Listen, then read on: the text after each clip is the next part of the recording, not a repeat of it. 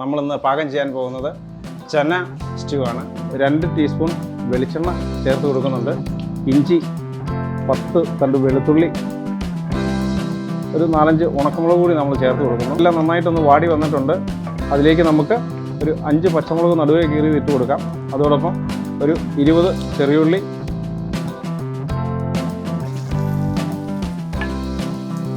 കറിവേപ്പില കൂടി നമ്മൾ ചേർത്ത് കൊടുക്കുന്നുണ്ട്.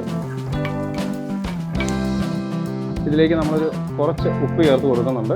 നമ്മുടെ ചേരുവകളെല്ലാം നന്നായിട്ടൊന്ന് വാടി വന്നിട്ടുണ്ട്. തേങ്ങയുടെ 2ാം പാല് ചേർത്ത് കൊടുക്കാം. നമ്മുടെ വേവിച്ച കടല, വെള്ളക്കടല നമുക്ക് ഇതിലേക്ക് ചേർത്ത് കൊടുക്കാം. നമ്മുടെ തേങ്ങാപ്പാലൊന്ന് തിളച്ച് വരുന്നവരെ നമുക്കൊന്ന് വെയിറ്റ് ചെയ്യാം. തേങ്ങാപ്പാലിൻ്റെ 2ാം പാലിൽ നമ്മുടെ കടല തിളച്ച് വന്നിട്ടുണ്ട്. ഉപ്പ് കൂടി ചേർത്ത് കൊടുക്കാം. ഒരു പിഞ്ച് ഗരം മസാല നമുക്ക് ചേർത്ത് കൊടുക്കാം. ഇതിലേക്ക് നമുക്കൊരു 1/2 ടീസ്പൂൺ കുരുമുളക് പൊടിച്ചത് ചേർത്ത് കൊടുക്കാം.